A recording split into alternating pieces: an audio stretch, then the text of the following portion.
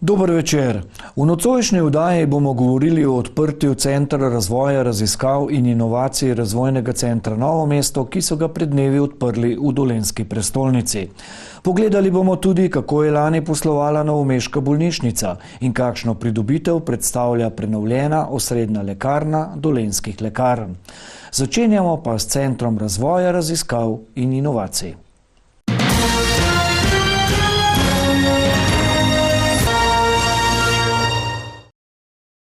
Regionalna razvojna agencija in vodilna regijska ustanova na področju razvijanja in spodbujanja podjetništva je Razvojni center Novo mesto, znotraj katerega so ustanovili Center razvoja, raziskav in inovacij.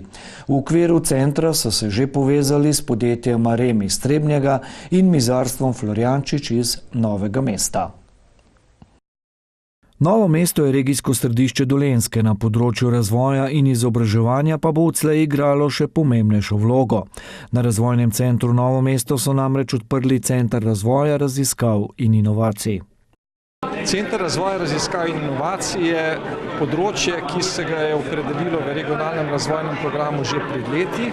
Namen delovanja tega centra je sodelovanje z industrijo, delo z mladimi in pa znanstveno-raziskovalno delo. To so, tri osrednja področja.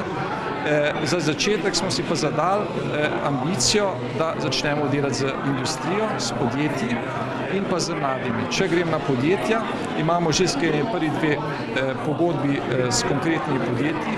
Zadaj delamo na prenovi poslovnih procesov in tudi preučujemo možnosti avtomatizacije in robotizacije. Tukaj želimo biti pomoč predvsem mikro in malim podjetjem, ki pogosto tega znanja nimajo pri sebi in ga morajo nekje poiskati. In verjamemo, da ga je lažje poiskati v lokalnem okolju, kakor ga iskati nekam dlje. Drugo področje, ki je izredno pomembno za prihodnost, pa je delo z mladimi. Tukaj sodelujemo z društvom Čarovnalnik z željo, da te delavnice programiranja Lego robotov razširimo po celotni regiji in tako dobimo, veliko bazo mladih, ki jih bo to zanimalo in posledično tudi večji vpis na tiste programe, ki peljejo v zaposlitev. S tem bi tudi zmanjšal strukturno brezposelnost in predvsem dal, gospodarstvu tiste kadre, ki jih gospodarstvo izredno potrebuje. Center naj bi predstavljal tudi zametek inštituta. Ko bomo te kompetence pridobili, nisem rekel če, ampak ko jih bomo, vsak dan smo pametnejši, danes vemo bistveno več kot pred pol leta, čez pol leta bomo vedeli še bistveno več, potem bomo postali tudi neka referenca in takrat bomo sposobni se lotevati tudi najzahtevnejših projektov in to je vse skupaj voda namenjena tudi industriji konec koncev. Kdo v regiji bi se upal 10 let nazaj zamisliti, da se bomo tukaj ukvarjali s superračunalniki? Pa se, danes se. Tako da treba je biti drzen, pa seveda za to drznostjo mora biti delo. Ekipo za zdaj sestavljata dva, za specializirana vprašanja pa imajo razvito mrežo pogodbenikov, pojasnjuje direktor Razvojnega centra. Mi nimamo vsega tega znanja, imamo pa izredno veliko srčnost in verjamemo, da vsaka pot se začne s prvim korakom. Mi smo prve korake naredili in verjamemo, da bomo čez 5 let postali v regiji vodilne inštitucije na tem področju. Ta področja puščamo odprta, ampak v prvi fazi smo se usmerili v industrijsko robotiko. Za prvo leto imamo nekje proračun 100 000 evrov.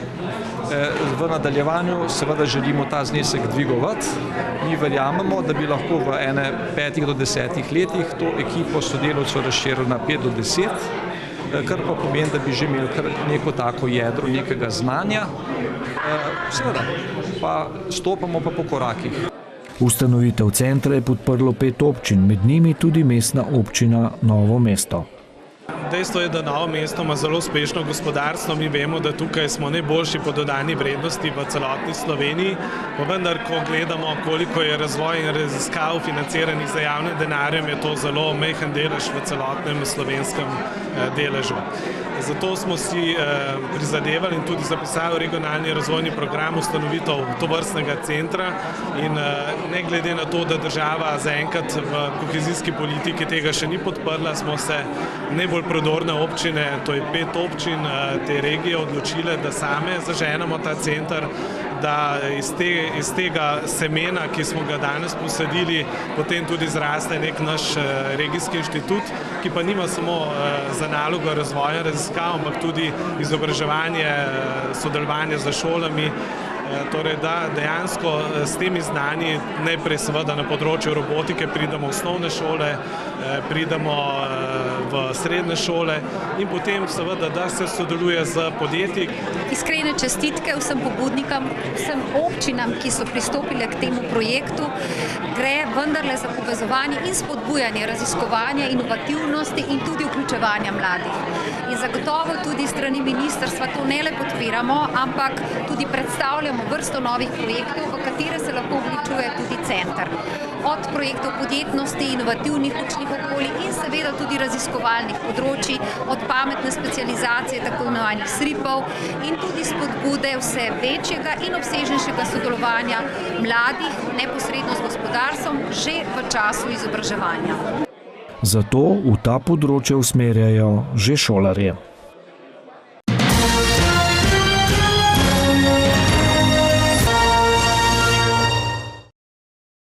Nadaljujemo v Splošni bolnišnici Novo mesto. Po visoki izgubi v letu 2015 so v Splošni bolnišnici Novo mesto lani uspeli zaustaviti negativni trend poslovanja. Tako so izgubo z 2,4 milijona evrov zmanjšali na 170 tisočakov. In to kljub urgentnemu centru, kjer pa so podobno kot v drugih bolnišnicah zabeležili visoko izgubo. V bolnišnici so zadovoljni, da jim je z vsemi sanacijskimi ukrepi uspelo zmanjšati izgubo. Kar je glede na dejstvo, da so bili pogoji poslovanja in dela v letu 2016 bistveno težje od 2015, res izjemen rezultat. Namreč v letu 2016 imajo praktično vse regijske bolnišnice z izjemo dveh kar velike izgube. Za razliko od 2015, ko smo bili praktično edina regijska bolnišnica za izgubo tako veliko. Glavni razlog za slabe pogoje dela je podobno kot v drugih bolnišnicah urgentni center. Ta je sicer izjemna pridobitev za ljudi, pravijo v bolnišnici, a se je sistem z njimi precej zamajal, saj mnoge stvari niso urejene. Lani so namesto plačanih 44 tisoč pregledov zabeležili kar 64 tisoč obravnav.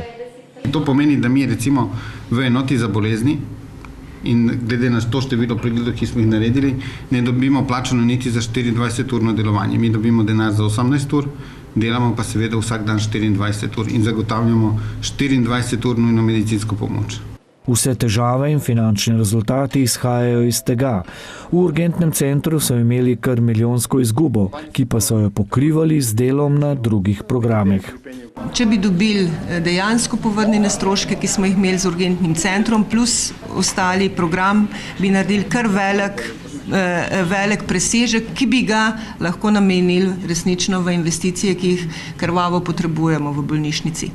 Razlog za tak naval pa? Se pravi, kljub temu, da urgentni center Splošne bolnišnice Novo mesto pokriva največjo regijo od vseh urgentnih centrov v Sloveniji, mi še imamo priliv bolnikov, ki uradno ne gravitirajo k našemu urgentnemu centru. Sevnica, Krško, Brežice, Kočevje, Grosuplje. Razlogi so različni. Recimo v urgentni center Brežice pa nema vse potrebne dejavnosti, ki bi ga moral imeti vsaki urgentni center.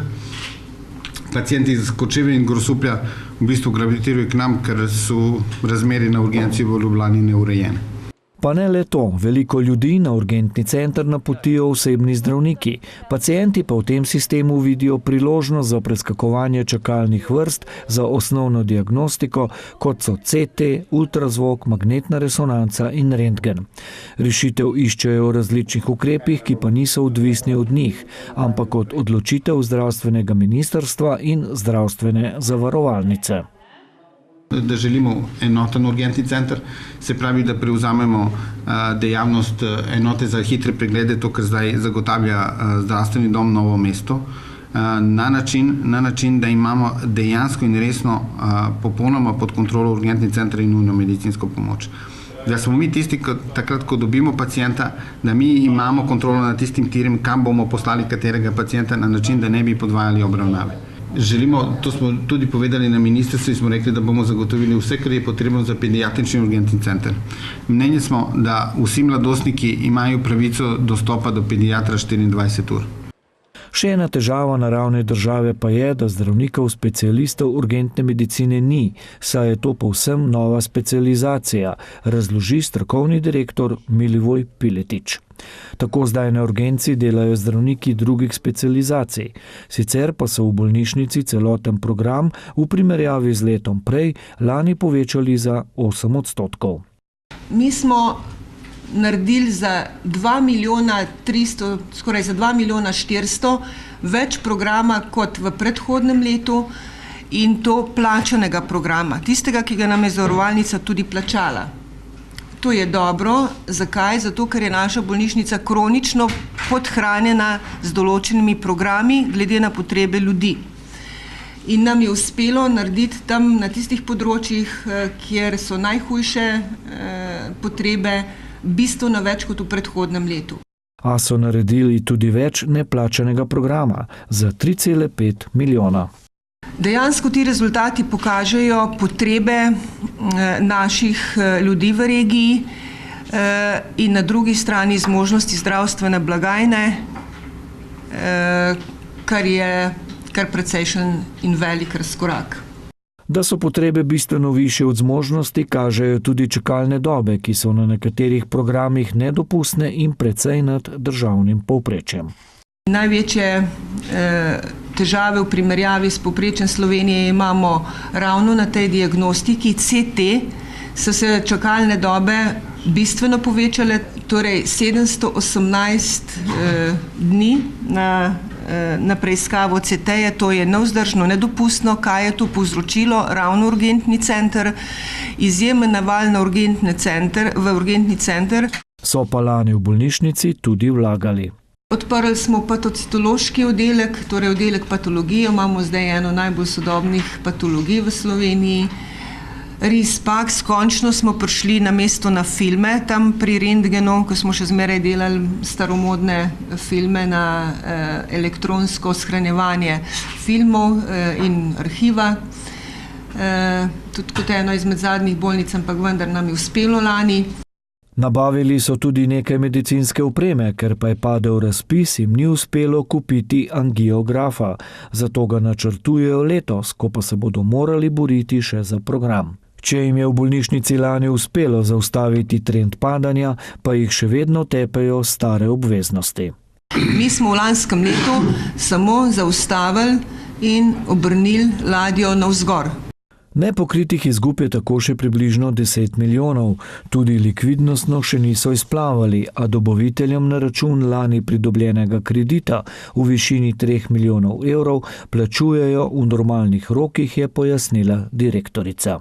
Tudi v razgovoru z državo, ko smo se pogovarjali, pričakujejo, da bomo bolnišnice začele poslovati pozitivno in iz teh presežkov poravnavati stare obveznosti, kar je seveda nemogoče. Namreč te presežke, če jih bomo začeli ustvarjati, jaz verjamem, da enkrat jih vendarle bomo, med drugim tudi z drugačno, boljšo organizacijo in z notranjimi rezervami, pa upam tudi z več denarja iz strani zdravstvene blagajne, saj tisto, kar naredimo, da nam plačajo, da bo potrebno investirati, ker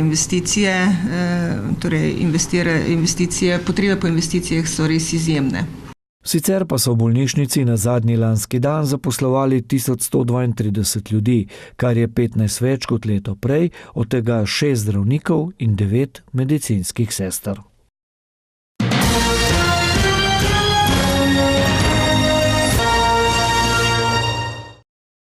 Še ostajamo na področju zdravstva. V dolenjskih lekarnah imajo trenutno 14 lekarn po vsej Dolenjski in Beli krajini ter vsako leto obnovijo ali posodobijo katero od svojih enot. Po 27 letih je končno na vrsto prišla osrednja enota v Novem mestu, nasproti zdravstvenega doma, kjer zdaj zaposleni že nekaj mesecev delajo v precej boljših pogojih. Vsaka lekarna mora zadostiti določenim pogojem. V tej enoti so imeli predvsem prostorske težave. Glavno je bilo ravno to, križanje čistih in nečistih poti. ker smo prihajali v samo hišo, smo imeli garderobo, da kar povem, v tem pritličju, tukaj kot je oficina, kot se izdaja, in smo mogli ločiti upravo od lekarne in od galenskega laboratorija. Zdaj je lekarna v celoti obnovljena. V spodnji etaži deluje galenski laboratorij, v srednji je lekarna in uprava. Vsak ima svoj vhod in svoj dostop. Tukaj je bil največji problem pravzaprav parkirišče, ki ga vsa ta leta ni bilo, in moram reči, da je bil vložen zelo velik trud še naše bivše direktorice, da smo do tega parkirišča prišli. Mislim, da je tako zadovoljstvo na strani pacientov, ki lahko zdaj parkirajo tik ob lekarni, in pa tudi za nas, ker s tem tudi lahko pacientom ponudimo dodatne storitve, ki jih prej nismo mogli. Veliko pozornosti bodo po novem namenili kognitivni dejavnosti, svetovanju, zato so znotraj lekarne vzpostavili svetovalna kotička. Svetovanje upeljujemo sedaj kartico zdravil, si jih lahko pacienti pri nas uredijo, lahko opravljamo pregled uporabe zdravil. Gre pa tudi za svetovanje, kot so kakšne druge intimne zadeve, od vložkov, od inkontinenčni program, merjenje pritiska. Za nekatera svetovanja se je treba naročiti. Vsi farmacevti ne delamo vsega, imamo specializirane farmacevte, ki se prav v tej smeri izobražujejo in so oni kompetentni za upravljanje, sploh recimo, če rečemo pregled uporabe zdravil. To ne more vse, kartico zdravil pa lahko vsak farmacevt, ampak je dobro, da se prej dogovorimo, da si vzamemo čas. V lekarnah bodo sestavljali tudi kartico zdravil. Ti, ki imajo večje število zdravil in da se vpiše vse to, kar pacient jemlje, s tem lahko stopa do zdravnika, vse znajdemo v bolnici, pa pacienti ne znajo našteti vseh imen, pa je ta kartica zelo dobrodošla. Ne le za stranke, pogoji so se izboljšali tudi za zaposlene.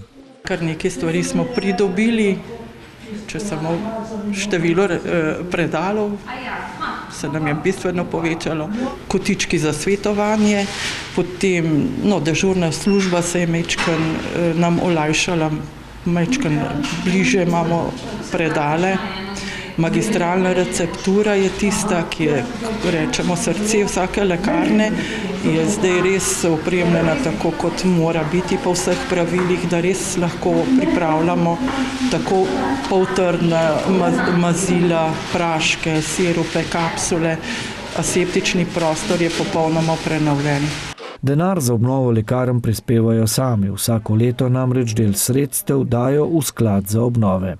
Tako da je tudi lekarna Novo mesto bila obnovljena z lastnim denarjem, bila pa je vrednosti obnove okoli 1 milijon evrov. In sicer je šlo tukaj tudi za energetsko sanacijo celotne stavbe, kar je pa tudi zelo pomembno v teh časih, kar se tiče varovanja okolja in izrabe energije. Dolenjske lekarne so sicer leta 1978 ustanovile občine Črnomelj, Metlika, Novo mesto in Trebnje. Leta 1991 pa so za potrebe izvajanja lekarniške dejavnosti ustanovile javni zavod Dolenjske lekarne. Takrat je bilo 9 lekarn in 65 zaposlenih, danes pa je prvih 14, drugih pa 87. Mislim, da se tle vidi razvoj dolenjskih lekarn, skušamo pokrivati čim večje področje, tako da imajo pacienti čim boljši dostop tako do blaga, ki ga v lekarnah nudimo, kot tudi do lekarniških storitev. V teh letih se je spremenila tudi struktura zaposlenih. Danes je tako večina magistrov farmacije, od tega so 4 specialisti, v prihodnje pa jih bodo na specializacijo dali še več. V zadnjih letih smo zaposlovali več mladih perspektivnih farmacevtov. Od njih pričakujemo tudi, da bodo poleg običajnega dela v lekarni izvajali tudi zahtevne kognitivne storitve, predavali laikom in tudi strokovni javnosti, sodelovali z zdravniki in drugimi zdravstvenimi delavci in v to polagamo velika upanja, bom rekla, in nekako iščemo povezave, da bi vse to lahko tudi uresničili. Že ves čas je del lekarne tudi galenski laboratorij, ki so ga zdaj tudi verificirali. Galenski izdelki so zanje zelo pomembni. Kjer smo tudi majčkeno prenovili naš nabor izdelkov, tako da bomo v prihodnje nudili ožji izbor mogoče, ampak tiste izbrane in res kvalitetne, bom rekla, zdravila in ostale izdelke, ki so narejeni iz preverjenih sestavin po skrbno pripravljenih tehnoloških postopkih. V bistvu gre za del galenskih izdelkov, je v bistvu takih izdelkov, ki niso interesantni za industrijo, da bi jih izdelovali. Delajo se v manjših serijah in tako so ravno galenski laboratoriji tisti, ki lahko zagotovijo ta zdravila, ki so pa za določena obolenja nujno potrebna. V lekarni sicer že načrtujejo nove obnove. Naslednja bo na vrsti lekarna v Mokronogu.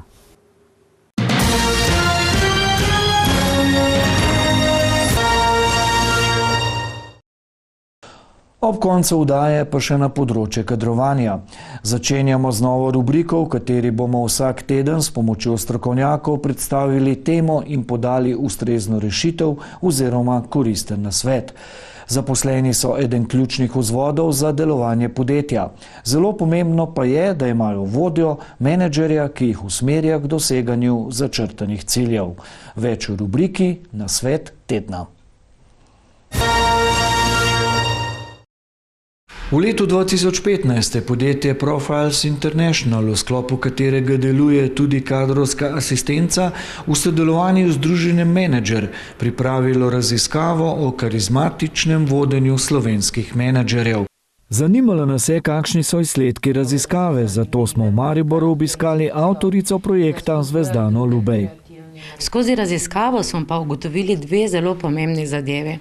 Ena je ta, da je pravzaprav so vedenja tista, torej neki specifični set vedenj, ki so enaka vsem visoko karizmatičnim vodjem. In tukaj je seveda dobra lastnost ta, da če so vedenja tista, ki nas delajo bolj ali manj karizmatične, potem se tega lahko nauči prav vsak. In seveda druga pomembna ugotovitev je bila pa ta, da je karizma tista, ki vpliva na zavzetost sodelavcev, torej da lahko govorimo pravzaprav o dveh plateh istega kovanca. Številne raziskave kažejo, da je ključ do dobrih poslovnih uspehov odvisen tudi od stopnje zavzetosti tako posameznika kot vodij. Lubejeva je na podlagi rezultatov raziskave identificirala 7 tipičnih znakov, ki so značilni za nesposobne vodje.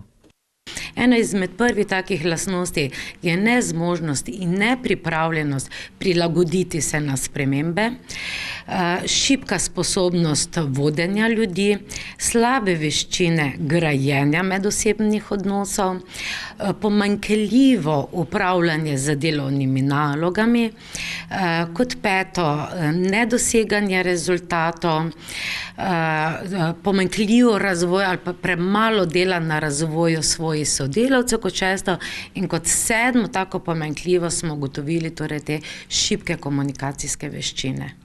Začenjamo z mini šolo karizmatičnega vodenja. V prihodnjih tednih bomo v rubriki opozorili na problem in podali rešitev. Prva tema, nezmožnost ali nepripravljenost prilagoditve na spremembe. Kako prepoznamo vodje, ki imajo težave z spremembami? Predvsem bi tu izpostavila 3 poglavitne stvari. To so negativno razmišljanje, stres in pa 100 razlogov proti, zakaj neko spremembo ne bi uvedli. Na kakšen način pa reagirajo vodje, ki imajo težave s spremembami? Običajno občutijo paniko pri soočanju z nepričakovanimi situacijami. V delovno okolje vnašajo nemir, dodaten stres in velikokrat tudi strah. Skratka, pričakujejo najslabše. Velikokrat obtičijo v reaktivnem načinu delovanja, namesto proaktivnega delovanja, ki je usmerjeno v rešitve. In seveda, ker jih spremembe spravijo v stres, niso sposobni razmišljati kreativno. Zvezdana Lubej opozarja, da so predlagane rešitve, ki sledijo, učinkovite le v primeru, če jih posameznik ozavesti in pri vodenju tima dosledno izvaja. Na ovire gledajo kot na možnosti za kreativne spremembe in se učinkovito soočajo s problemi. Pri delu z ljudmi so prilagodljivi, cenijo in upoštevajo različna mnenja in seveda tudi načine dela. Spremembe pričakujejo in mu predstavljajo izziv, raje jih izbirajo, kot da na njih čakajo. K delu pristopajo na ustvarjalen in izviren način, spodbujajo inovativnost znotraj organizacije in so pripravljeni tvegati. Vendar to pomeni, da so pogumni, vendar premišljeni. Ko se ujamemo v negativnem razmišljanju, ga takoj nadomestimo z pozitivnim. Bodimo torej uspešni in pozitivni. Z nasveti za karizmatično vodenje nadaljujemo čez teden dni.